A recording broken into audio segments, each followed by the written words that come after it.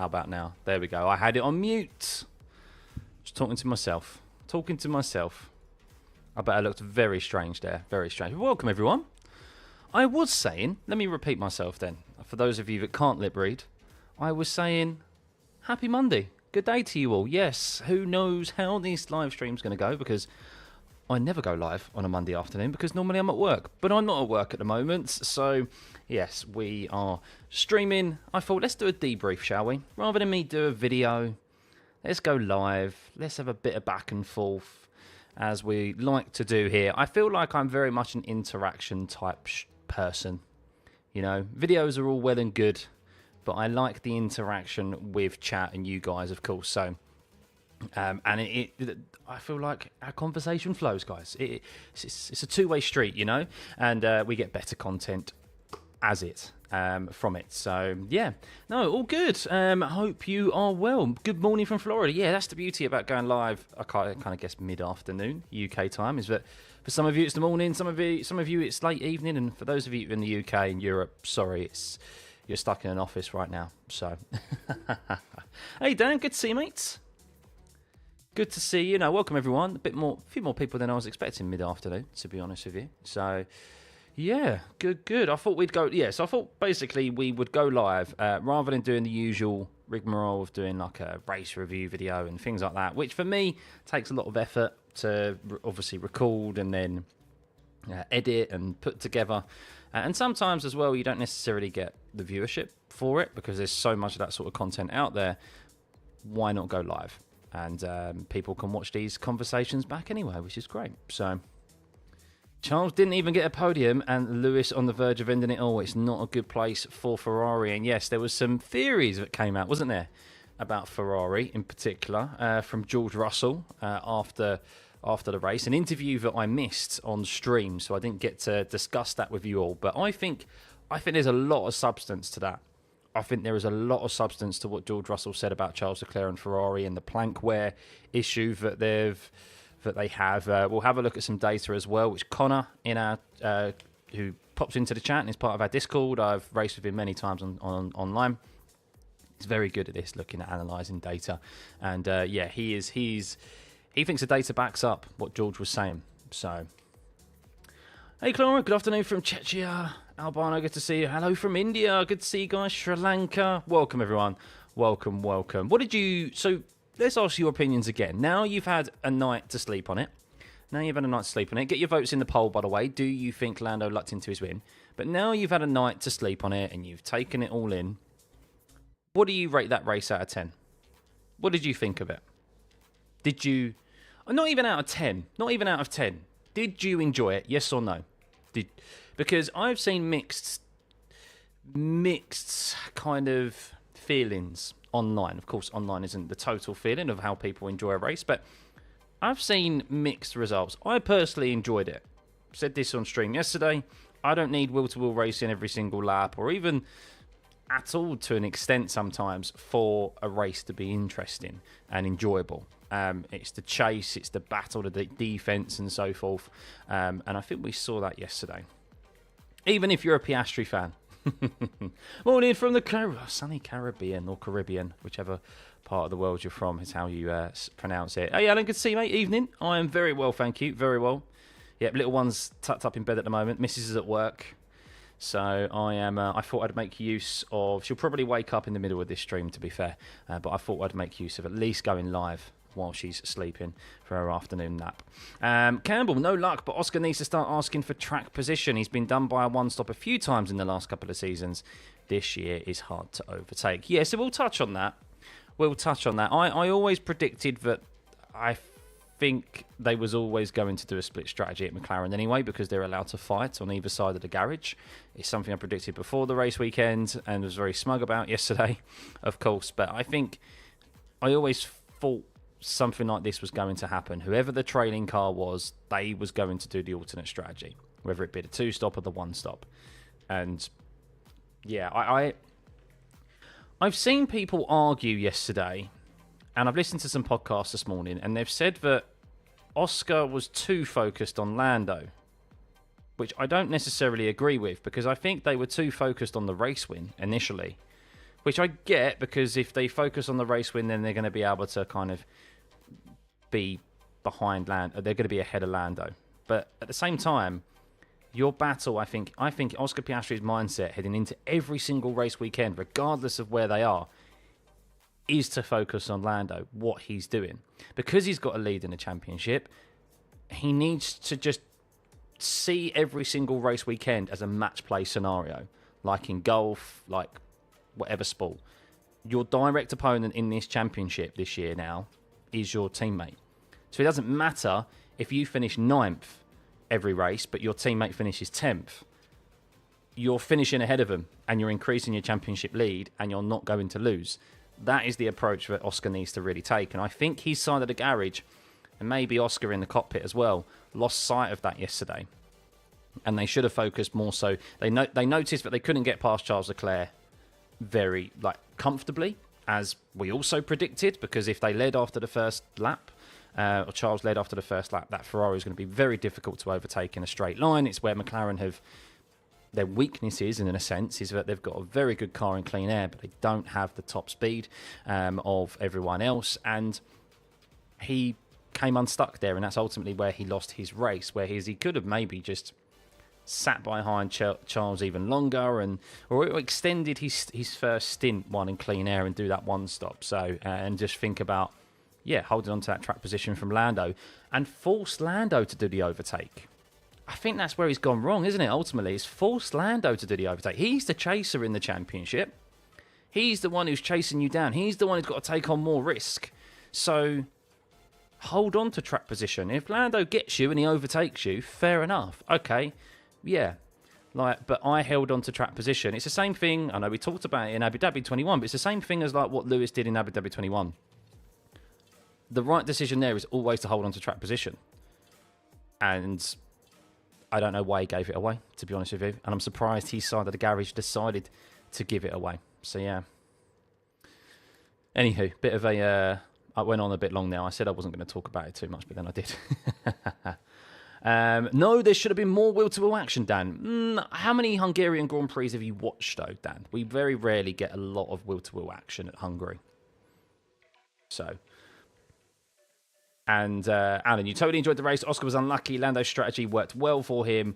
Oscar was calculating the bigger picture. It's not always about the win. I think he calculated the bigger picture a bit too late, though. That's his problem. I think he could have won this race, and he ultimately could have beaten his teammates. But yeah, I think they lost sight of who their true battle was against in this championship. They lost sight of that in the first half of the race. So. Oscar's last free lap is pure madness. He was on the push. He had to go for it, didn't he? I'll get on to Hamilton in a second, Phil. Yeah, very down, obviously downer, a very big downer for him this weekend, and he was very down in the dumps, wasn't he? So, Bob, you think it was a good race? Solid 6, 7 out of 10, especially towards the end between the McLarens. I could see why you'd see it that way. Yeah, I rate it just a little bit higher than that, but that's just me. Of course, I can't tell you how to enjoy a race. If you want to see more wheel-to-wheel racing, that's fair enough. That is how you enjoy motorsports. I thought it was intriguing yesterday. Hungary is always a one-stop, but every year teams rock up with a 2. I disagree with that slightly, Campbell, because we have seen in times gone past, quite often actually, where Hungary is a very unique circuit where it's a one-stop / 2-stop. It's always like somewhere in the middle. However, I think what we had here this weekend is that the track temperatures on the race day was cooler. So the tyres lasted a bit longer than they normally would do. I mean, we did see in one practice session the track temperatures get over 50 degrees. It's what we saw last year in particular as well. So it wasn't like your typical Hungarian type race in dry conditions anyway. If it's dry conditions at Hungary, it's normally a lot hotter than that, which is why we see that convergence out on track. And as I said, we've seen Lewis Hamilton chase down a couple of times the lead from a 2-stop while the driver behind holds track position. So the one-stop doesn't always work, but here this weekend it did. We saw, and we'll have a look in a moment, at the drivers who did one-stops and the ones who did 2-stops. And I think the majority of the 2-stoppers lost out on positions rather than the ones who did one-stops. So yeah, it definitely was the most viable, best strategy yesterday. And they lost sight of that Piastri side of the garage because they were focused on Leclerc so much rather than Lando Norris.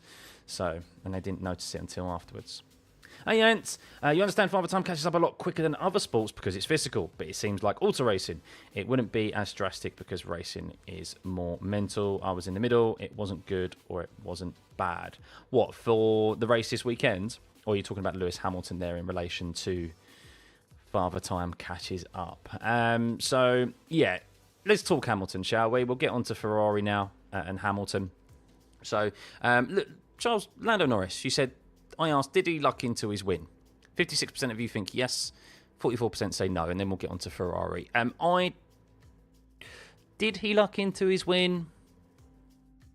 I can see why people think that, but I don't think he did. I think I've seen a lot of people suggesting that Lando lucked into the one stop because of his poor start. But I think the one stop was always going to be a strategy that was suggested to the car. I think whatever Oscar did, or wherever the lead McLaren was, and it was Oscar in this sense, I think whoever that lead McLaren was, the trailing McLaren was always going to do the opposite strategy. So they're gonna have to try something, because if they're on the McLarens, it's going to be very, very rare where they are on a like-for-like strategy, and I think raw pace is going to sort it out, because we know how difficult overtaking is. You need a delta. You need some sort of advantage on the tyres to be able to overtake. And we know that Norris and Piastri are very closely matched. They are. I know people will have difference in opinions there, but I do believe they are very closely matched. And the likes of the Red Bull Ring, we aren't going to get too many tracks now between the end of the season in the last 10 races where we get the likes of the Red Bull Ring, where we can see two drivers in equal machinery on the same set of tyres battle it out. We're not really going to get that. So there's going to be some games played in relation to alternate strategies from the McLarens, which does make it more interesting for us. So I think that strategy was always going to be utilised for Lando, and they said it was. The interesting thing is that they kind of said it wasn't on the. Will, his engineer, called it. So if Lando wasn't in that position and he was just trailing Piastri, was he going to just match him and just do a two-stop? And did he really think that he'd be able to outpace his teammate and then overtake him? I think that would have been a poor approach, to be honest with you. But yeah, I don't think he necessarily lucked into it. But we'll end that poll, and the majority of you do. Well, I said a majority of you, yeah, 54% of you think he did. You're talking about the race, Anthony. I feel the race wasn't bad or it wasn't good. There was exciting parts of the race and there was boring parts of the race. No, I agree with that. Yeah, I mean, that's the element. That's the sort of thing with a race where strategy is involved and plays a heavy role. When strategy plays a heavy role, there's always going to be lulls in the race because you're waiting for that convergence and those strategies meeting out on track. But it was still enjoyable from my perspective to look at the data and obviously commentate for you all and see what was occurring, what the thought processes were, what the drivers were going to do, and then watching those times and watching that chase. Could Lando hold on? Could Oscar overtake? So, yeah. And it's going to be a great run towards the title for Oscar and Lando. If Oscar can continue to make Lando twitch, the title will be his. Yeah, well, this is the thing, is that Lando has been trailing Oscar for quite some time now, isn't he? When did Oscar take the lead in the championship? I can't remember when he took the lead. He's been leading for quite some time now, isn't he? Lando only really led because of that initial first race, and then Oscar's really pegged him back, completely swung it around. Lando keeps pegging him back, but then Oscar then chucks in a race win and extends his race lead again, his championship lead. So it's intriguing whether Lando can Lando even regain that championship lead.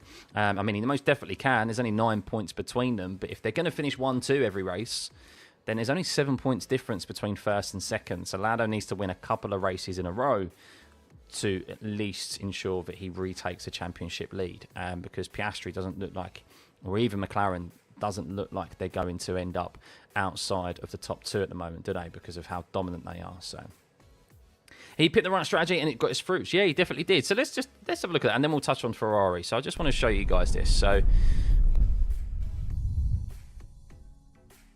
So we can see here, primarily, that, and I'll show you the Pirelli graphic in a second, but we can see, well, let's show you the Pirelli graphic first. That's probably more prevalent. So we can see here all of the strategy options that the drivers decided to take.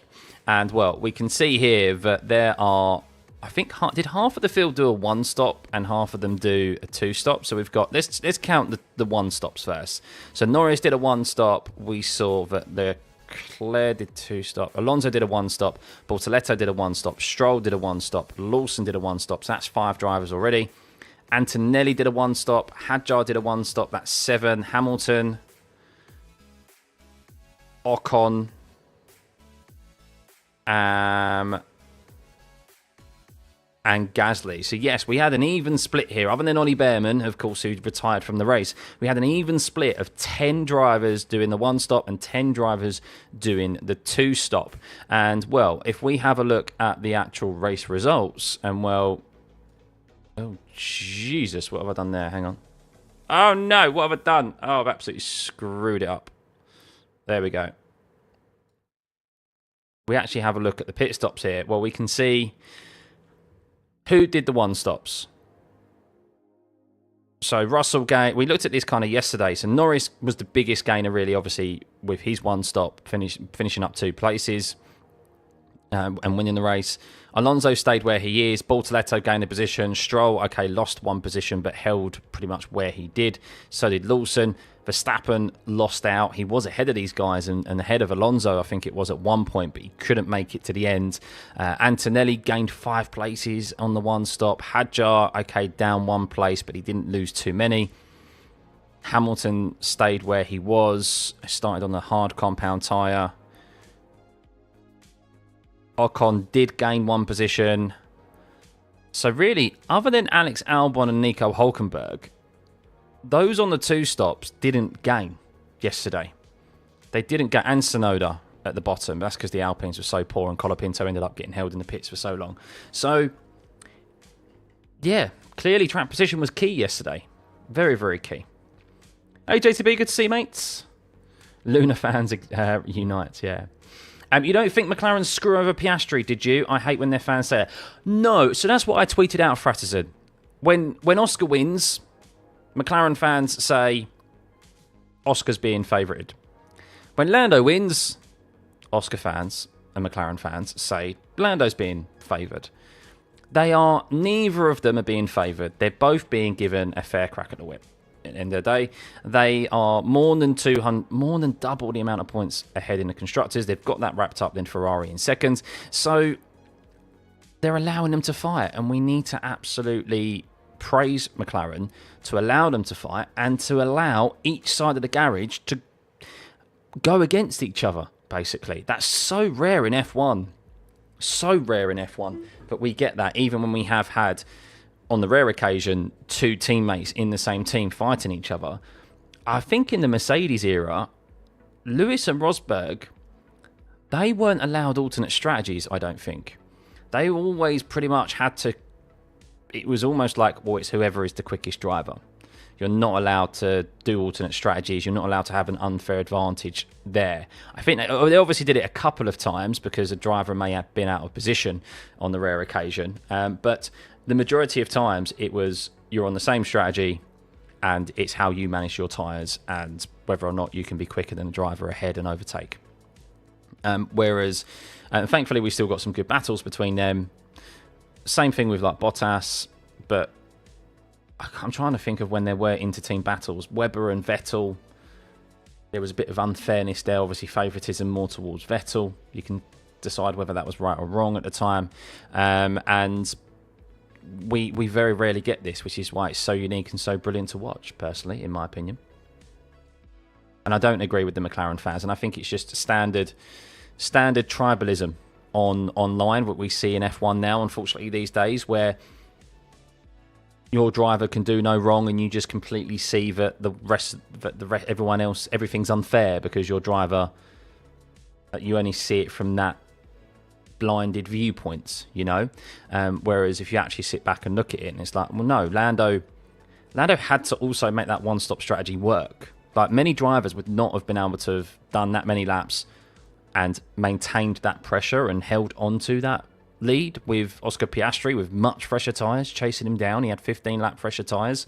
So easy for Lando to make a mistake, and he did very well under pressure. So you have to give credit where it's due, regardless of whether you're a fan of that driver or not. So, any opinions on or take on Ollie Behrman's retirement?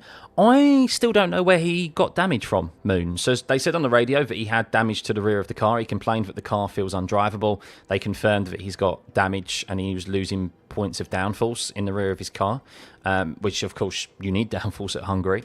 And I don't know why where he received that from. No idea. Still haven't seen anything that confirms that either as to where he received that from. But it ultimately meant he had a retirement. So, how did Stroll complete 72 laps? Is that the biggest question from this weekend? Is how Stroll finished 7th and got finished all those laps? Right, shall we get on to Ferrari then? Hey, Connor, you think it was a similar situation to Russell last year at Spa versus Hamilton? They aimed for a podium and ended up way better than they thought. Yeah, maybe. I mean, at the end of the day, it is a bit of a Hail Mary, but I think the one stop would have always been a viable alternative compared to Piastri. If you're just going for like on the two-stopper, what, you're guaranteeing you're going to be finishing behind Piastri. You do the one-stop, yeah, you may finish ahead of him. So, right, let's talk about Ferrari, and, well, Connor can talk us through pretty much the data that he has sent kindly into the the traces into the Discord. So, Connor, I'm about to use you here. So, let's talk Charles Leclerc first before Lewis. The discussion has been, of course, about Charles Leclerc, who ended up finishing P4 and losing his absolute rag on the radio. And then he dialed it back. And supposedly it was a chassis issue, in air quotes there. But he was still quite cryptic and not releasing a lot of information on it. George Russell then came out in an interview and said, well, we noticed considerably that they were slower in the second stint on lighter fuel down the straights, which is odd. You'd expect them to be picking the pace up a little bit more because you've got a lighter car at the end of the day. And he said he believes that they had to raise the ride height of their car via tyre pressures. So when Leclerc was talking about the change in the car, we thought, where has that change come from? There's only a certain amount of things that you can change on the car without breaking part Fermat rules, the front wing angle, etc., tyre pressures, and that is where we believe the issue has maybe come from, and that's what Charles could feel, is that they've added tyre pressure to that last hard set of compound tyres, which has helped raise the ride height. So you've got more air in the tyres, and that means that the ride height is raised so that you're not grounding out so much, because there was analysis of the Ferrari in the first stint where that plank was dragging along the floor. The floor of the Ferrari was dragging and throwing up a lot of sparks, considerably more than any other car on the grid, it looked like, especially towards the front. So as the race has gone on, Ferrari have felt, oh, we've got an issue here with our ride height, which has been going on since the start of the season, hence why they got disqualified in China. And, well, they've had to address it, basically. So you add tyre pressures, you add pressure to the tyres, you're going to go slower. And there's also the rumour, I guess, or the analysis that they also turned the engine down as well, which also contributed to a lack of top speed, which is what Connor has sent to us. Let's have a look, Connor. Let's have a look. Here we go here. So this is what you sent to us. And this is Leclerc on lap 8 in his first stint. And this is lap 47. So you've got lap 8, which is slower in the red there. And you've got Leclerc on the white there, which is a quicker lap, which you'd understand as in the closing stages of the race in the second stint as the fuel gets lighter. So why does he then, here in this first section, this is basically the start-finish straight here, into the braking zone of turn 1, why does the white line dip considerably below the red line at the end of the start-finish straight. That is what we're looking at here. So that is a clear indication that out of the last corner, he is quicker, more deployment, and then it slows and it starts to level off and slow as he's getting further down the straight. And that's where George Russell was saying, well, that's where we've noticed that they were considerably slower down the end of the start-finish straight. Whereas at the start of the race, he has got a continued build in speed. It's a slower exit, which you'd understand because, of course, it's the start of the race. The car's a lot heavier as well. But you can see that gradual increase there. But it just keeps going and going and going and going. And it only levels off once, of course, he hits the peak top speed and hits probably, no doubt, the rev limiter and then hits the braking zone. So that is where George Russell has been pointing that out.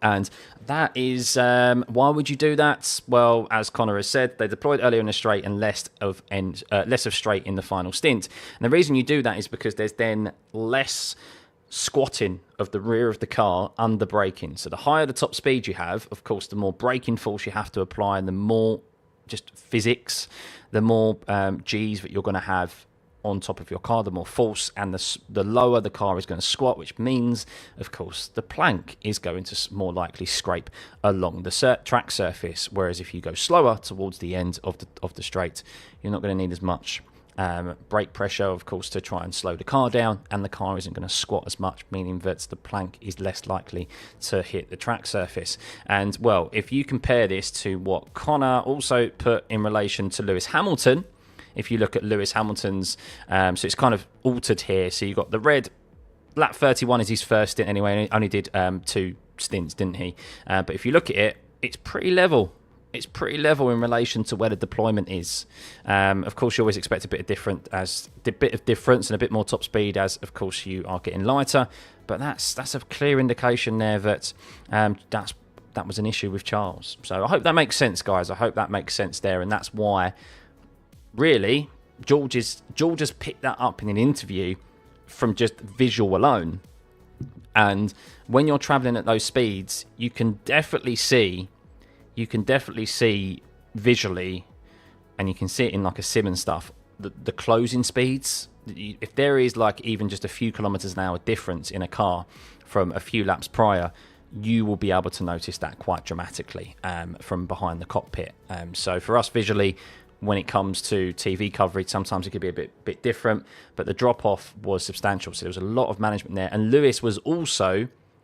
This was Ferrari are not in a good place right now. Now, it wasn't confirmed until afterwards, but there's a lot of radio coverage that Lewis Hamilton, for the majority of the race, had to look after his brakes. He was doing a considerable amount of brake management throughout that race.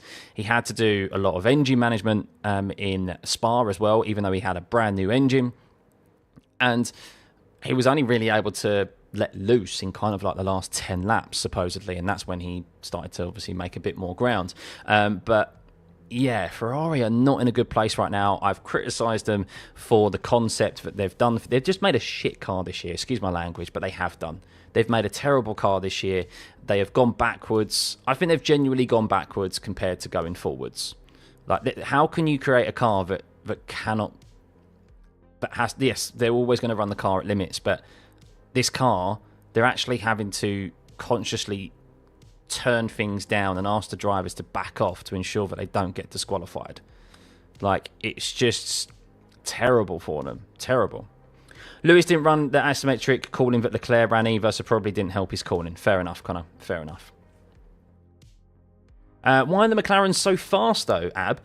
So the reason the McLarens are so fast is that... Well, they're able to... It's similar to the Red Bull, really. So they don't necessarily have an advantage in the top speed because they actually always run a bit more downforce. But their advantage is in the corners. And their advantage is particularly in the fact of that they're able to manage their tyres and manage those temperatures so well compared to everyone else. Now, everyone else up and down the grid has to really make a sacrifice somewhere. So if they want more top speed... they're going to lose speed in the corners. If they want more speed in the corners, they're going to lose a lot of top speed. But then they always have an issue in managing their tyres. Whereas McLaren, they do sacrifice their top speed, but primarily They just do not have issues with their tyre temperatures. So when they come to an end of a push lap, especially in qualifying, their tyres aren't screaming at them, whereas Max's tyres are. We saw that in the very first qualifying of the season in Melbourne, and it's been a trend that has gone on and on and on. McLaren is a car for combat. But what we've seen is that the McLaren is a car that is only quickest when it's in clean air. Now, it's a very quick car, but it needs to ensure that it gets on the front row, because otherwise it doesn't have... Because they set the car up for the corners, because that's where their significant advantage is, they don't have that top speed to just breeze past cars. As we saw Oscar Piastri get stuck behind Charles Leclerc, as we saw Piastri get stuck behind Verstappen and things like this. And that's the only way really you can try and beat McLaren. But over a full race distance, it's only really a matter of time, because no team is able to manage their tyres and keep them in a nice window as long as what McLaren can do. And then as soon as they move out of the way, McLaren are able to kind of just put their foot down and crack on. Now, Hungary is a bit of a more, obviously, unique circuit, and Piastri wasn't able to undercut Charles Leclerc. He only had one lap to try and do so, and it wasn't enough to get past him. But you saw, eventually he did get past him, of course, with the issues that they had. But I think even so, it would only have been a matter of time for Piastri to get past Charles if Charles didn't have the issues that he had. That's my pleasure, folk. I'm not always correct. Of course. Sometimes I can be a little bit off the mark. But yeah, I think that's kind of like the general consensus and stuff. So, but it is all about the tyres. It is all about the tyres, because it's the only bit of the car that touches... It's the only element that touches the surface, the track surface. That's why tyres are so important. So... right, so Lewis Hamilton. What was wrong with Lewis Hamilton?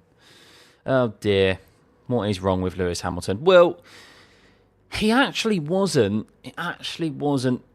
It was close to not being as tragic of a weekend as what everyone's making it out to be. Because when he got through when he went out in Q2, he was only a couple of tenths behind Charles Leclerc. But the difference is that in F1 now these days, we know how close qualifying is. A tenth can be the difference. Well, we saw qualifying in Q3.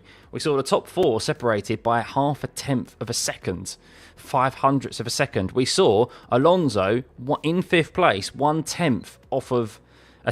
sole tenth off of pole position, and he was P5. That is how close it is right now in qualifying. So while 2 tenths isn't a lot in this current year and current era of F1, 2 tenths is not good enough. Really, it's the difference between you making it through Q2 and not. And it was down to driver error. However, he had a T12 snap. Well, this is my theory here, Connor, and I think this is a trademark of Ferrari, is that Lewis's prep lap, his out lap, wasn't sufficient enough. I don't think they put him... and I need to remind myself, but from memory, Lewis was not put out on track with enough time to do a sufficient prep lap.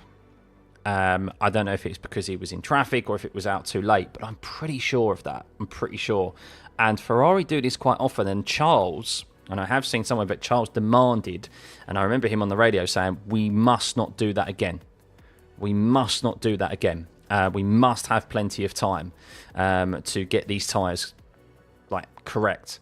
And he did that, and he had a much better Q3, as we saw. So Charles had to alter his prep lap in Q3. There we go, Aaron. Yeah, there we go. So they altered it specifically for Q3. And this is a trademark of Ferrari. And we know, and this has also been a trademark of Lewis in this era of regulations. I think why he's qualified so poorly is that he's struggled to get these tyres in the last 4 years on these cars in the right window when it comes to quali. So he's feeling like, so when he goes around and eventually drives on his push lap, the car is sliding around and he doesn't have the level of grip that he wants. And he's thinking it's all about himself. And to an extent, it is him because it's down to him to get the tyres into the right window. And that's why there was this whole theory and conspiracy of tyre blankets and he not being at the correct temperature and him saying, guys, we need to get these tyres up to temperature and things like that. Come on, we need to do better. But I think that's primarily down to him. Now, a lot of that has come down to fallen on his shoulders, but also the teams as well. Mercedes many a time sent Lewis and George out way too late, and they could have had better qualifyings if they weren't rushing their laps and they had an amount of time to properly get them in the right window. But I think that's been, unfortunately, a weakness of Lewis throughout, is not just when it comes to the actual push lap itself. He hasn't got his tyres in the right window, so he has a lack of grip. And then he thinks then he thinks like, oh, I just don't have the ability anymore. Well, you just don't have the ability to get those tyres in the right window on your prep lap. It's not actually the push lap in itself that is kind of the issue. It's the lap before that. So, but yeah, and we know Lewis is very much a confidence driver. Alonso's the same. If they have a car that they're confident in underneath them, you see performances from them. So if they're given a car that they are confident in, they can still fight for race wins. They can still fight for championships, I believe. I think if they were in that McLaren, I think Alonso and Lewis would be fighting for that championship right now, which would be absolutely mouthwatering. But hey, at the end of the day, they're not. So Leclerc was lucky to qualify out of Q1. Yes, and he was. And I don't know, I can't remember when that message came from.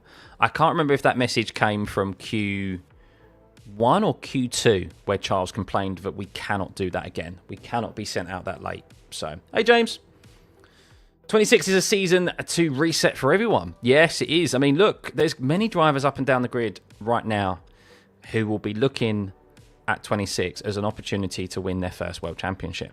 We could see Williams at the top. We could see Audi at the top. Like, it is a complete unknown next season. It could be Aston Martin who are at the top. No one knows. Everyone's expecting Mercedes to be up there, McLaren, but the regs are in still a bit of disarray, to be perfectly honest with you. So it's going to be an interesting one. It's definitely one to tune in for. You sent a trace of where Lewis had a snap in Discord, just a small mistake. Let's have a look. Here we go.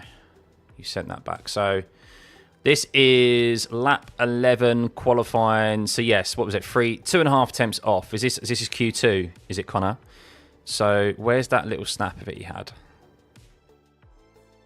So Leclerc was running a little bit less wing, wasn't he? So he's quicker out of the last corner and picks up more speed.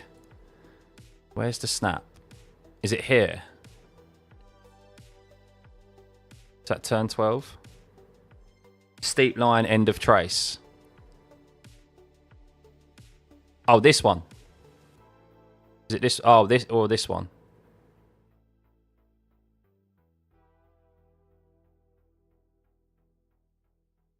Oh, the delta graph. Oh, this one here. Oh, okay. 2 temps. So, yeah. Oh, yeah, look at that. Oof, down. Massively down. So he was doing all right, wasn't he, to be fair? He was slightly kind of ahead of him. And then here, so he has a moment here, struggles. And then this is all like the last corner, isn't it? Oh, no, plus. So he's actually... Sorry, I'm reading it the wrong way around. He's ahead of Charles here. Loses a lot of time here. And then it just starts to go, doesn't he? And then big snap. And that's where the loss of time is. Sorry. I was reading it the wrong way around. So, yeah. And turn 12 is the right-hander downhill. So... Speaking of Aston, did I hear that AM sold their remaining shares of the F1 team to Lawrence? I did indeed, Red. Yes, we spoke about that. We saw the tweet about how much they've lost. I can get that back up. Yes, Aston Martin are selling their shares, but they're still retaining some form of naming rights, I believe, which I'm not entirely sure how that works out, to be completely honest with you. Yeah, because normally you'd still have to provide some money, but they're divesting all their shares, and I mean, they've lost a shed load of money recently. Aston Martin, it's not been good for them. So 2026 World Drivers' Champ for the Hulk. Imagine, Andy. Imagine. I see you guys obviously talking about the fans. Yeah, that it's just ignore. To be fair, most fans that you'll come across in real life will have banter. We all have our favourites, we have our biases, and even in work, I have a Max Verstappen. I have quite a die-hard Max Verstappen and Red Bull fan. And we both tease each other quite a lot because he knows I'm primarily a Lewis Hamilton fan. But we're fair and respectful. Whereas the online space, as it is for any topic when it comes to sports, is just completely blown out of proportion, and people are very emotional, and there's not a lot of logic behind the tweets. So you have to take them at face value. So, yeah. But if you come across F1 fans in the world, the majority of them, I would say probably 95% of them are respectful, and you can have a bit of banter, and you can have a very good chat about F1 and the drivers that you support, and the rest of everyone else as well. So everyone is biased, Karen. Exactly. Everyone has some form of biasness. Everyone does.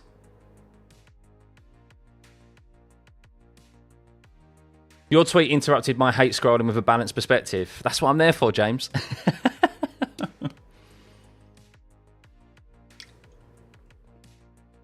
Right, so I wanted to show you guys... What else did I want to show you guys? There was something else I wanted to show you guys. If I can get it up correctly. No, so that's the wrong one. That's all up there. I don't know why that's so large. So Esteban Ocon, by the way, guys, he did 55 laps on a set of hard compound tyres. Oh my goodness. 55 laps, Esteban Ocon. 40 laps on the mediums for Lawson and Bortoletto, and the C5 on the soft. Yuki did 17 laps, but 50 laps, oh my god. People are rage baiting 24/7. Yeah, what you have to realise is that online, especially on Twitter and now these days, they get paid. A lot of these pages get paid for interactions. So, nicey content, being nice to people, doesn't get you a lot of clicks. It doesn't get a lot of feedback. Hating on something, negative content, gets a lot more responses and a lot more engagement than, obviously, good news, shall we say. It's why your news feed is always full of, unfortunately, like bad news rather than good news. There's no good news stories. Very few good news stories now these days, because doesn't get the attention, doesn't get the attention span, it doesn't get the engagement, unfortunately, which is a shame. So, who knows? Maybe Lance might be winning the Drivers' Championship next year. There is that possibility. Lance Stroll could be in possession. The key here is in possession. Would he win it? I think there would be some... Do you know what? I'm actually hearing it. Now I'm thinking about it. I'm speaking out loud and I'm thinking about it. The cogs are turning. Thank you for the sub. I think Lance Stroll and Fernando Alonso having a championship winning car next year would be absolute gold, because there would be a 100%. You would see the biggest crash out of all time from a driver in the form of Fernando Alonso. Why? Because do you really think that Lawrence Stroll is not going to pull some shenanigans behind the scenes to ensure that his son wins the World Championship? It would be unfeasible. It would be unfeasible for him to allow Fernando Alonso while his son has a championship winning car to beat him. It would be Alonso of old, and it would be the biggest crash out ever. I am all here for it. All here for it. Imagine Lance's car 1 second faster per lap. Oh, it would be unbelievable. It would be... it would, yeah. Wouldn't even be conspiracy theories. It'd just be like, yeah, everyone knows what's happening right now. So... Bortoletto's really found his form. I think he'll beat Hulk next year. Oof, yeah, I definitely... He's on a great run of form at the moment. And look, Bortoletto is a very good driver. F2, back-to-back F3 and F2 champion. So I think people forget that. And he was in the McLaren stable. If Oscar and Lando weren't there, he could be in that McLaren right now. So, yeah, that's why they sold him off to Stake F1. And he went there, and they bought him for 5 years, because he is a talent. And Stake F1, I was a bit critical of them of bringing Bortoletto on, because it says a lot that you've gone out and basically bought a rookie from McLaren. It says a lot about what you think of your own drivers and what is the point of having your own stable, you know. your own junior academy, which they have, and it just clearly shows that they don't rate their drivers very highly. And Bortoleto is definitely proving everyone who doubted that decision, myself included, a little bit, not because of overall Bortoleto, but just that approach is just, yeah, making everyone think, well, this is why he's back-to-back F3 and F2 champion. So the head loss would be astronomical for Fernando Alonso, 100% it would be. Behrman to win in the remainder of this season. Not likely, but Hulkenberg dragged the Sauber to a podium, so who knows on next. We won't see any more results like that unless there is a crash between the two McLarens, which is highly possible. I mean, we were that much. I can't even get it as close. We were that much, by the way, from Oscar Piastri wiping out Lando Norris yesterday on a penultimate lap. It was so close. I'll see if I can find an overhead shot. I'll see if I can find the overhead shot. Oh, little one's woken up. Bear with me. Bear with me. Just a little halt in proceedings here, guys. Talk amongst yourselves. I need to go get a little one.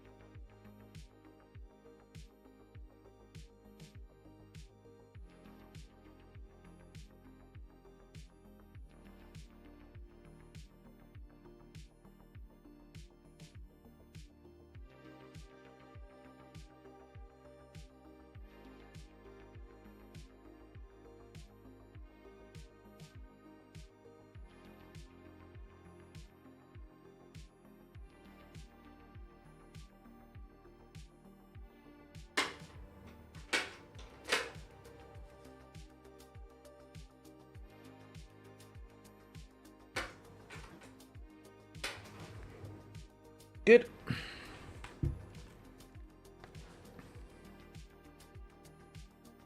There we go. The co-host is awake. Yes, she's awake. She'll make an appearance shortly. Where was we? Can't remember where I was. Got a little sidetrack there. But welcome everyone back. Welcome back. Hope you're enjoying it. Sorry, yeah, we were talking about the fact of we would need, for someone to get a podium or a result like Nico Hulkenberg got, we would need the McLarens to crash. And I was looking for Oscar Piastri and Lando Norris. The nearly crash. The nearly crash from an overhead shot. So I'll see if I can find it.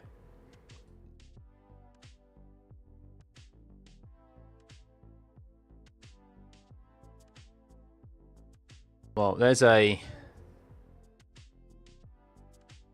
no, hang on. So that's how close it was. Right there. I mean, oof, look how close that was. Jeez! That is close. There is an overhead shot, though, that makes it look even worse than that. You get a true sense of how close they were.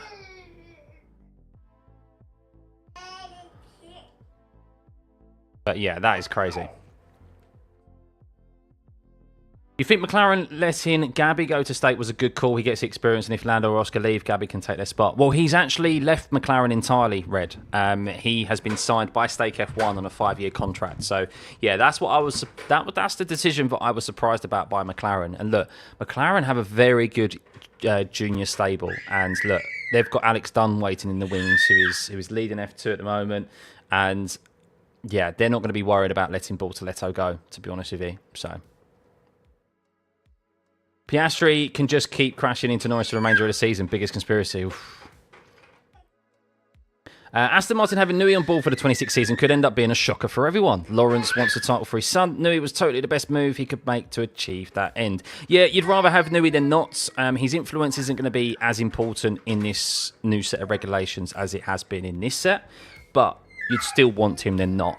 at the end of the day. So he's won as many titles. He's the most successful car designer in F1 history for a reason, you know. So talking about Liam Lawson, yes, you're surprised no one on YouTube is talking about Lawson's defence from Max. Look, I think Lawson, and I am a fan of Lawson. I am so happy that he has now found some confidence again back in that car. We looked at the championship standings. If we can have a look at those here, if I can get them up. I think I can get them up.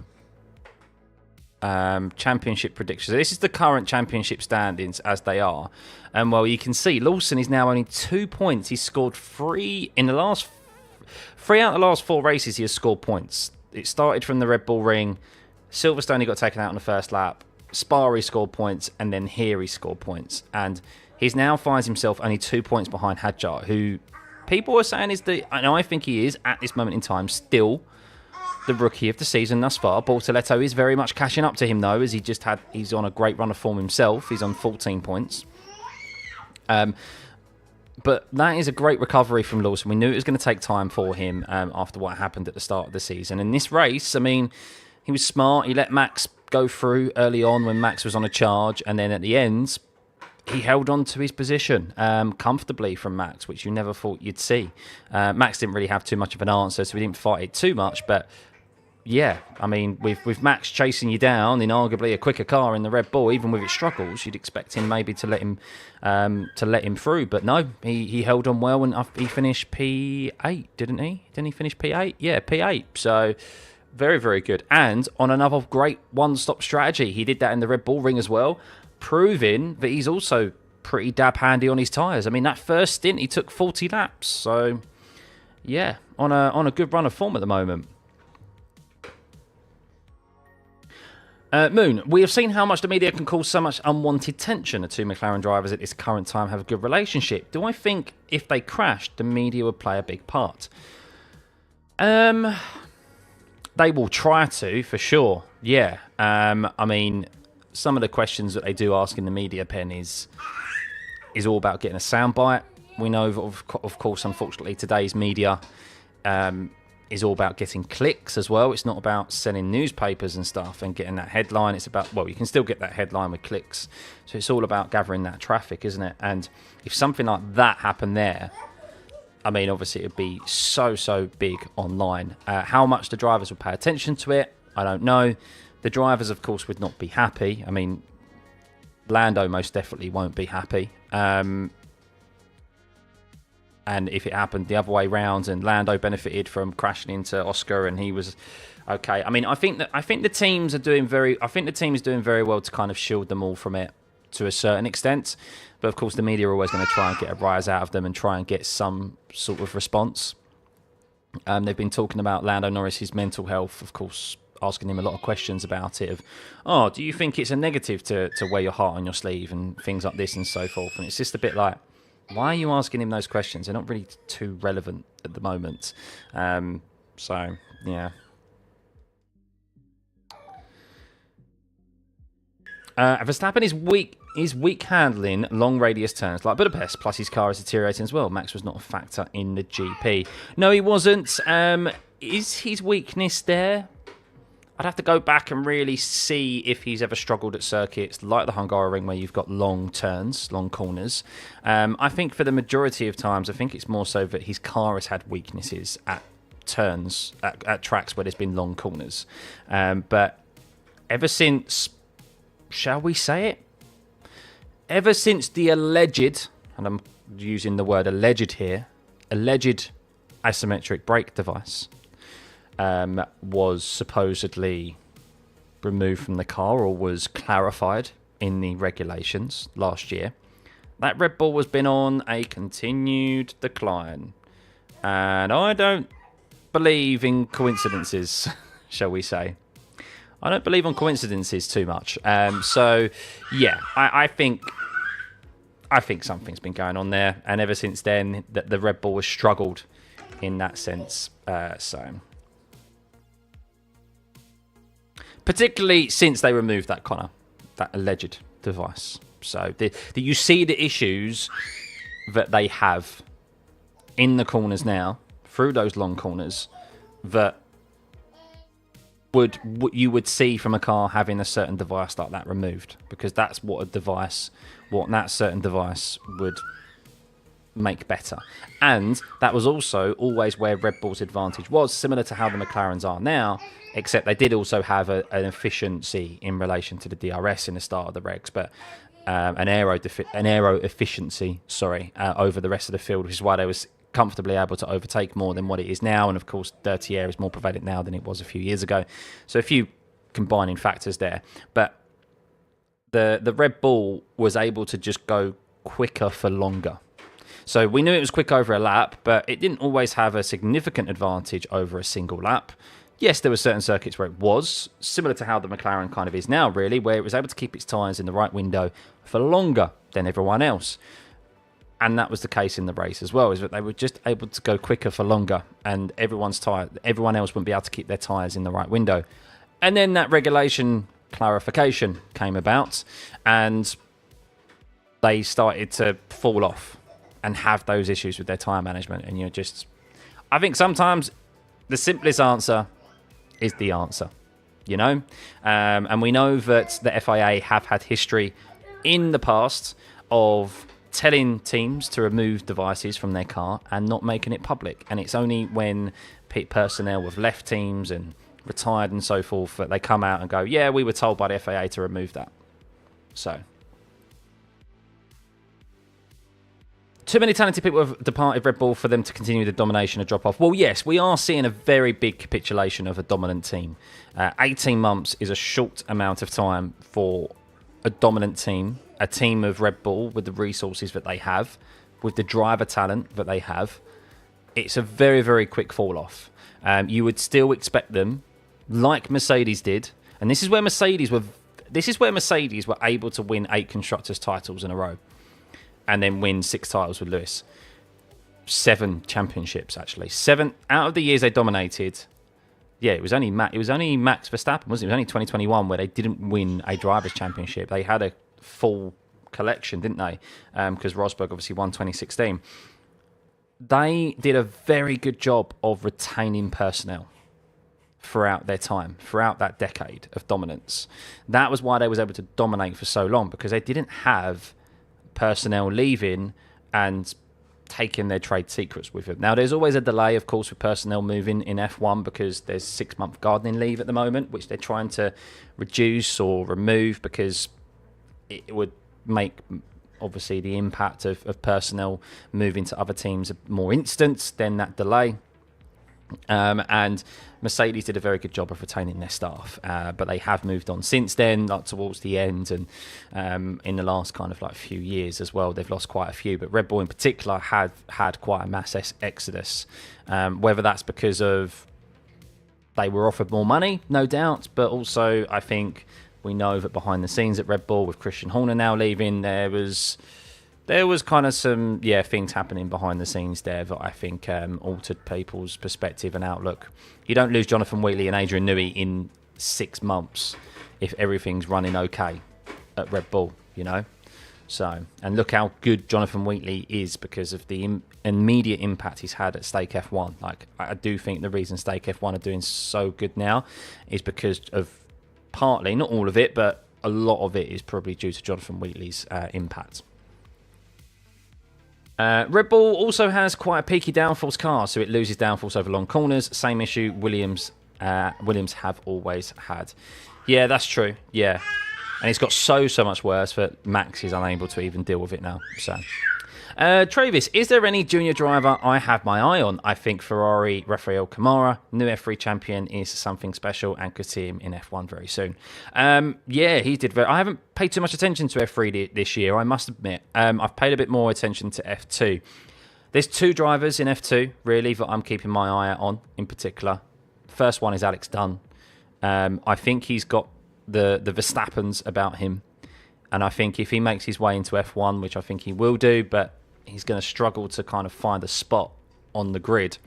I hope, obviously, his talent, he might be coming through to F1 at the wrong time. We all know that timing is key in F1, and I really hope that McLaren are able to try and find him a place on the grid, because he really is showing a talent, and I think he'd spice things up a bit as well. He's a very aggressive driver, sometimes goes over the line a bit too much. Sometimes you need that. You need those sort of characters on the grid to make things interesting, because you don't want everyone to be nicey-nicey. We all love a pantomime villain, don't we? Hence why Horner will be lost, no matter what you think about him. His loss will be felt in that sense. And then Arvid Lindblad. I think Arvid Lindblad, he's only just turned 18. He's 17. Is he turned 18 yet, or he's 17 years old? First year in F2, and he's doing really good. Was he in top 3, top 4 in F2? Most likely going to be in the RB seat next year, so I'm keeping a bit more of a keen eye on him. So yeah, they're the kind of drivers that I'm keeping an eye on at the moment. Zach Crawford supposedly might maybe have links to Cadillac. He's American. He might be the reserve driver next year for Cadillac. That wouldn't be a bad move maybe necessarily for him, especially if they're looking to... We don't know the approach they're going to take with their drivers. I could be doing another live stream in 2 days' time, by the way, or a few days' time for Sergio Perez. Supposedly the 6th is when Sergio Perez is going to be announced at Caddy. We'll see if that's true or not, but... Yeah, there's a lot of talented drivers coming through the ranks in F3 and F2, but there's only going to be 22 seats on the grid, and you can come through the ranks at the wrong time, unfortunately. We've lost plenty of talented drivers in the past come through, and there's been no place for them on the grids. And we also know that talent isn't the only factor. We know that you need to bring a shed load of cash with you as well. And there's been, unfortunately, some talented drivers who have come through the grids, come through the ranks at the wrong time. And you think actually they might be given a spot, but the driver who's finished like 4 or 5 positions below them in the F2 Championship gets on the grid because he's got a lot of backing and brings millions of dollars with him, or pounds, or whichever currency it is. So... but yeah, moving forward, I guess obviously we head to Netherlands next time around. We have a new tyre compound selection, C2, C3, C4. So yeah, that's going to be interesting to see how that plays out. A step softer, because Pirelli addressed that everyone pretty much did the one stop last year, and it made for a bit more of a boring race. So hopefully this means it's a cusp of similar to Hungary. We get at least the opportunity of there being, is it a one stop or is it a two stop? Who's going to do what? But we know maybe the drivers and the teams will learn their lesson, but really the track position is key, and that's what they'll probably go for. So hopefully we do see quite a bit of tyre deg. I doubt it as Zandvoort. I think maybe they should have even gone a step softer to ensure that there would be a two-stop there. Round the M25. What was the reason that Ferrari's Leclerc had problems after the tyre change? So they basically added more pressure to the tyres to increase the ride height, and they supposedly turned the engine down so that there was less deployment down the straight as a whole, so that there'd be less squatting on the rear, and they overall raised the ride height with the tyre pressures to ensure that they weren't scraping the plank on the floor so much. They were basically scared of being disqualified like they were in China with plank wear. So, what do I think about Mick Schumacher in Cadillac? I think if he's there, he's there for his name and because of the money that he can bring. I don't... Who else would you go for? Bottas, maybe? Yeah, I don't know. But then part of me is also like, does he deserve another opportunity, Schumacher? Maybe, because of what happened in his time with Haas. He was unfairly treated there. I think that was quite evident to see on Drive to Survive. Lots of conflicting information of, you need to drive quickly, but then absolutely gets like lambasted when he's not driving quick enough. And they're like, but he then drives a bit quicker in a tricky car, and the car, obviously he crashes. Obviously it's his fault to crash, but still, I don't know. It just, a lot of conflicting information, it seemed like, and very difficult circumstances to perform under when you watch Drive to Survive with Schumacher. So in that sense, I think he deserves another opportunity. But I don't know. I guess the question is, would you rather see Schumacher in there or Bottas? I think I'd prefer Schumacher overall. So. Surprised Flavio hasn't got Mick in the F1, given the familial connection. Yeah, or maybe there isn't actually money. Maybe there isn't actually money. It's I did see an article the other day, of course, a bit off topic, but obviously Michael Schumacher's care.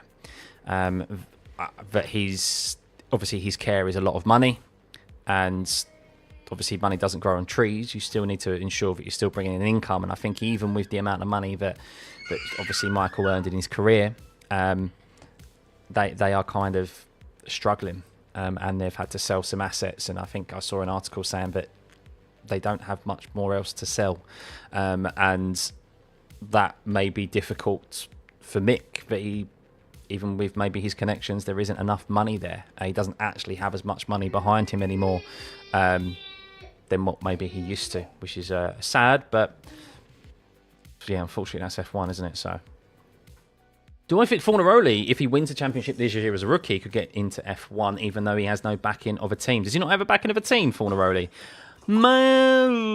This is the thing. I don't know. Maybe. Where would he go? That's the thing. Where would he go? Aston Martin? Stake F1? / Audi? Williams? Like, yeah, it's a tough one. Next year's grid is pretty much all wrapped up, isn't it?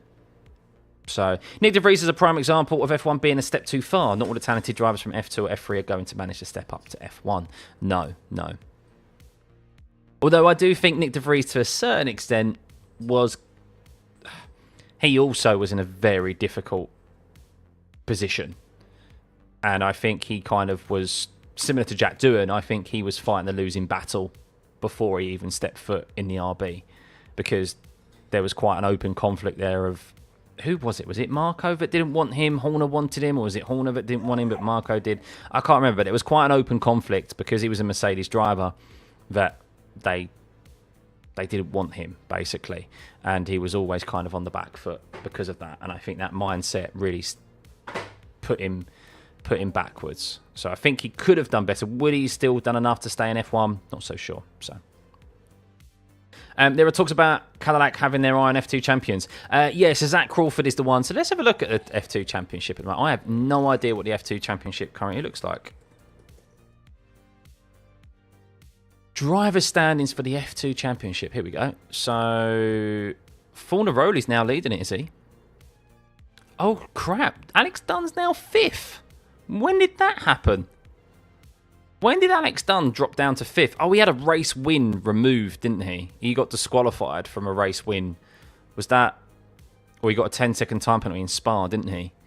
Which seemed a bit ridiculous because it was like something that happened under the safety car before the race even began. That's why. I thought he was... Can I not see more races here? This is the season. Why can't I see more races here? Here we go. Maybe not. But, so where's Lindblad? Lindblad's 7th. So Fornaroli's now 1st. Crawford's 2nd. Is that Vershaw? Vershaw's 3rd. Luke Browning's doing all right, isn't he, for himself? In 4th. Alex Dunn 5th. Is Browning with Williams, isn't he? Williams is Browning's. Is Browning. Why can't I scroll across? This is quite bad. I can't scroll across. Scroll to see more. Oh, there we go. Use my arrows. So Spa, Dunn ended up getting 4 points in the feature race rather than 25. Oh my god. So Dunn should arguably have 21 more points than he's got, which would put him 2nd comfortably. I didn't see what happened in Budapest, to be fair. I don't know what happened there. I did see that there were more investigations. Poor weekend for Lindblad, really. Only 8 points as well.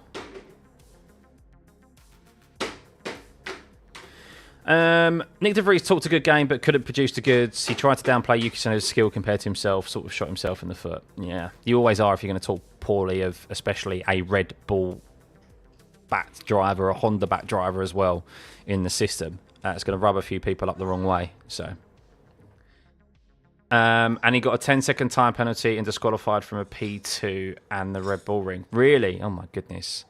I saw obviously what he did in Monaco as well. Monaco was shocking, wasn't it? Where he caused that massive pile up into the first corner. Didn't he score 0 points there? Or 2 points. How did he still score 2 points in the feature race? Or was that the sprint race? Oh yeah, you get a point for pole position, don't you? I think I think you get a point for pole position, don't you, in F2? So, I was saying, Frazen, that the seat is pretty much wrapped up already. Will someone from the current grid be let go at the end of the season?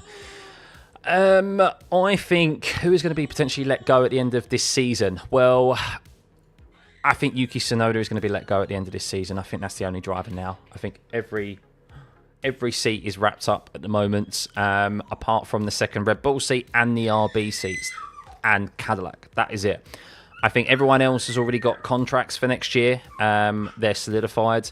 George Russell and Kimi are still yet to officially be announced, but I imagine that will be probably in this next 3 weeks, but that's confirmed. So, yeah, I unfortunately think Yuki is out. I don't think they're going to keep him on. Not with Ford coming in, unless they want the Honda money. And if Honda are going to stump up more cash, maybe he stays. But I think they will promote either Lawson or Hadjar into that seat for next year. And Lindblad will be in the RB. So, you're not a fan of arrogance in any sport, so I enjoy it when they slip up and lose out. Yeah, I mean, you've got to back yourself. You've got to be confident at the end of the day. I think too many people online do kind of, like Lando's one in particular. Like if Lando comes out and backs himself and says some things that to back himself up and quite confident in the way that he's coming across, which I don't think is wrong at all. It's not him being cocky. It's not him being arrogant. He gets absolutely like dragged through the coals for it online. But then in the same turn, he also gets dragged through the coals for bit when he's like open and down on himself and things like that. So sometimes it's a bit of a lose-lose for drivers in the, like from the PR perspective, the media perception perspective, and you can see why. And you can see why sometimes athletes end up withdrawing within themselves, especially when it comes to the media and not wanting to answer a lot of questions and things like that, because things just get taken out of context and stuff. So even the Alpine seats are locked down. Well, actually, no, that's a fair point. They aren't locked down. Pierre Gasly, I think, is locked down, but Colapinto isn't yet. However, I do think Colapinto... I mean, it depends if they get sold or not. This is the key factor here, is that the Colapinto and Gasly... I think Gasly, whoever comes in who buys Alpine, supposedly they are still going for a sale. Otmar, who was the former team principal, and Hyundai are looking to buy the team as a pair. So that might be interesting come the end of the season. But if they come in, it's whether or not they want to keep Colapinto, isn't it? I think they may look at that and go, well, we don't actually need the money that Colapinto brings, and maybe we want to go for someone else rather than Colapinto. But Colapinto is on a 5-year contract, so if they want to get rid of him, they have to pay out his contract, don't they? So you didn't know money is also a factor on whether to keep the driver or not. Oh, it's a massive factor, unfortunately. Yes, it's not as it is still influential, what am I saying? But it's not maybe as influential as it was in the past, where you saw drivers who were... You still need some form of talent now. It's not like the past where you would get drivers who literally have no talent whatsoever get into a seat because they're willing to stump up millions of dollars. There is still a balance. There's now more of a balance, I would say, where teams are like, well, we have an image. We can't just be looking to bring in a driver who is not going to be able to perform regardless of the money. They need to be able to do both at the end of the day. And we're not just going to take them for the get-go, because fans won't get on board with that anymore, especially with social media. Look at why lots of people don't like Stroll, because people think he's overstayed his welcome and his seat is like always going to be secure. So yeah, it's still massively influential, but you do need to teams are more balanced with their approach now with you at least being able to bring some performance, and then they will probably get rid of you if you're not able to do it. So, are there any classes as paid drivers anymore other than Stroll? So it's kind of changed now. So it's kind of more done backhandedly, right? So it's not a simple case as, okay, here's my son and here's £10 million for you, like it was with Stroll and Williams and so forth. It's a bit more kind of sneakily done. It's more about the commercial opportunities. So it's all about, okay, well, what can we get from you? So Sergio Perez is a perfect example. Sergio Perez brought a shed load of money, loads of sponsors that increased the brand of Red Bull. So Red Bull maybe, yes, known in, considerably in Europe and in America because of obviously their extreme sports and so forth, but maybe not as so far wide as South America or whatever. It's not to say that they weren't, but a driver like Sergio Perez was able to bring in considerably more brands, more sponsors, and was able to just completely blow Red Bull up. And it's the same as, who is it?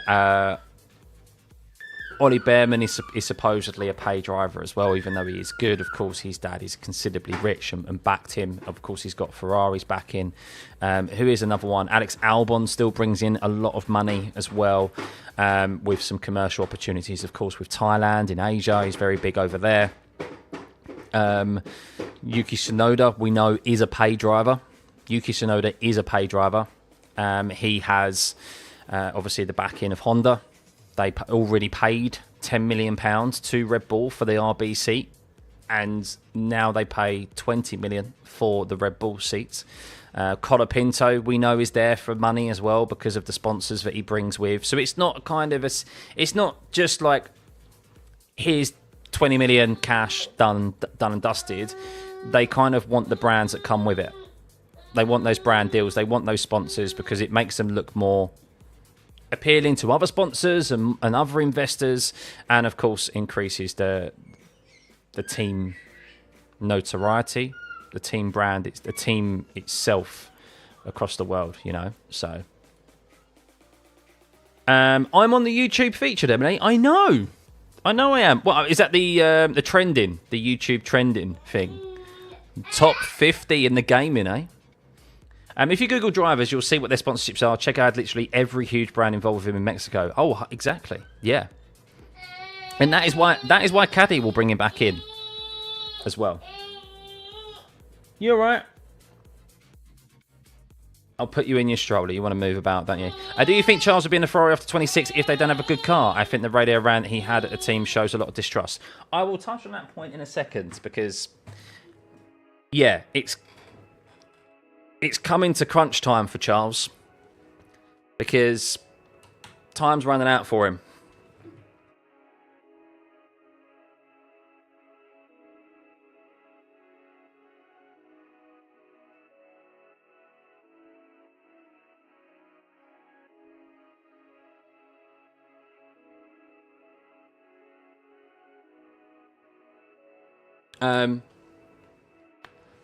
Yeah, time's running out for him because, well, the dream will be to win in Ferrari. Of course it is for him.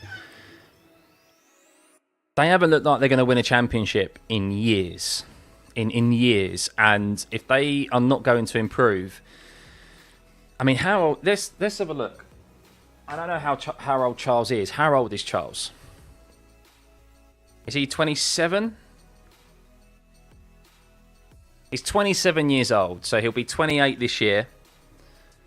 Yeah,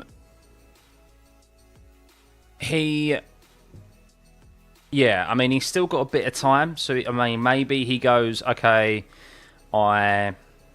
he could go, okay, I'm going to wait till I'm 30. But the problem is that opportunities don't necessarily arise all the time in F1. Like, at the end of 2026, whoever is the quickest team, people are going to be... Max is definitely... If Red Bull aren't the quickest team, Max is going to be straight at the door of the team principal of who is the quickest team, for sure.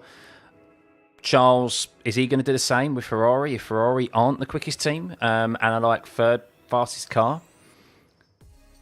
I think he's got to. I think he's got to. There comes a point where you go, yeah, but it depends on whether or not he goes, okay, is one title with Ferrari better than, say, multiple world titles with another team?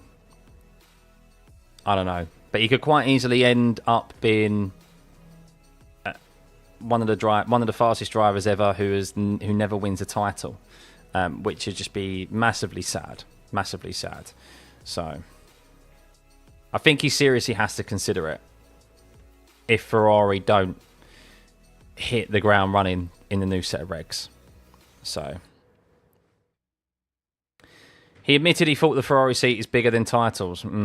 Yeah, but when time goes on, as you get older, you start to look back on things, and you start to sit there and go, oh, do I really want to end my career without a world title? Do I just want my career to just be looking back and go, all I did was race for Ferrari? I mean, he wants to look back. He wants to win a F1 world title. So, do I reckon the Racing Bulls can field a better car next year? I'm not sure what the deal is with Racing Bulls and Red Bull. Are Racing Bulls a training team? So technically, they're supposed to be a feeder team, a junior team. They are so what it is that they supply the engines to Red Bull. Red Bull supply the engines to Racing Bulls. Obviously, it's been Honda, but it's Red Bull powertrains with Ford now. They'll supply the engines, I believe, to Red Bull, unless maybe they're going Ferrari. I can't imagine they're going Ferrari engines, but yeah.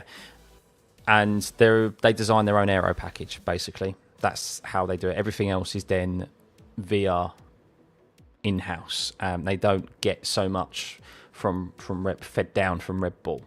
That's how it works out, supposedly, which is why they're never as quick as Red Bull. So, well, I say that. This weekend, Lawson finished ahead of Verstappen on merit. So, Williams have scored more points this year in last year's car than last year. Bit on a downturn now, though, aren't they? Now they've moved development to next year. You struggle to see it not being McLaren or Mercedes being fastest next regs. It all depends on Red Bull and Ferrari engine. Yeah, that's the key factor, isn't it? It's whether or not the Mercedes engine is good enough, which everyone is putting their stock in Mercedes because of them dominating the last engine regs and getting it so right. But you just never know. Yes, gone all the way around the corner. Come back. Aston Martin's the only team that would put up with his recklessness. Daddy's money speaks volumes. John Lacey vibes. Yeah, potentially. It could be John Lacey vibes because of that. But I don't know. I just think it's like, what is your goal? What is your goal is to win a world title. And obviously you get to Ferrari, but I don't know. He has got a bit of time on his side. I didn't realise he's still that young, Charles. So, yeah, he'll be able to... He could start Ferrari for another 3, 4 years, 5 years. There is supposedly going to be a change in the engine regs again come 29.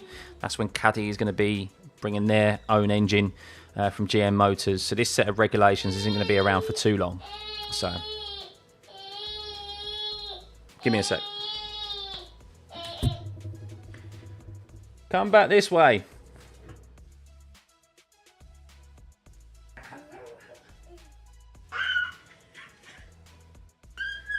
Say hello to everyone before we go. Yeah. You can say hello to everyone before we end the stream. It's been a great chat with everyone, isn't it? Oh, it's been a nice Monday afternoon. Yes, it has.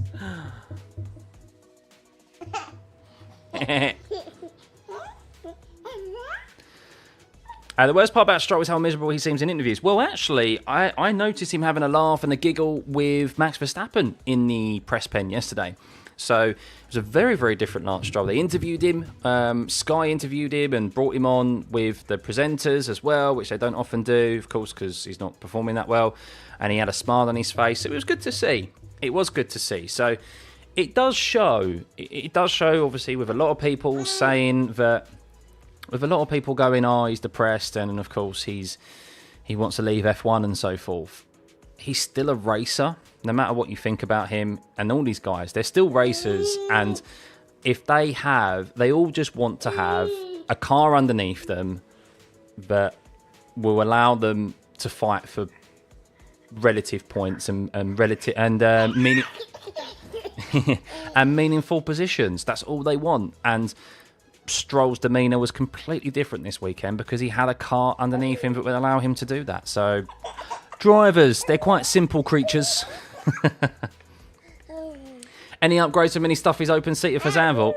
No, she's found first, as I said, found first gear a little bit more, Alan. I'm hoping that she at least finds second gear and we're able to take the stabilisers off, the assists off when it comes to Zandvoort in 3 weeks' time. So, yeah, we'll see. You read today that the technical director for Aston Martin is finally allowed to join Ferrari. How do I see the impact going forward? That will help Ferrari, for sure.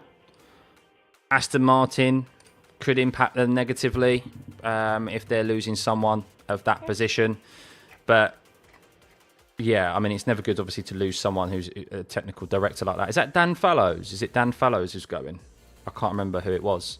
But, yeah, I mean, unless they've already got a replacement for him.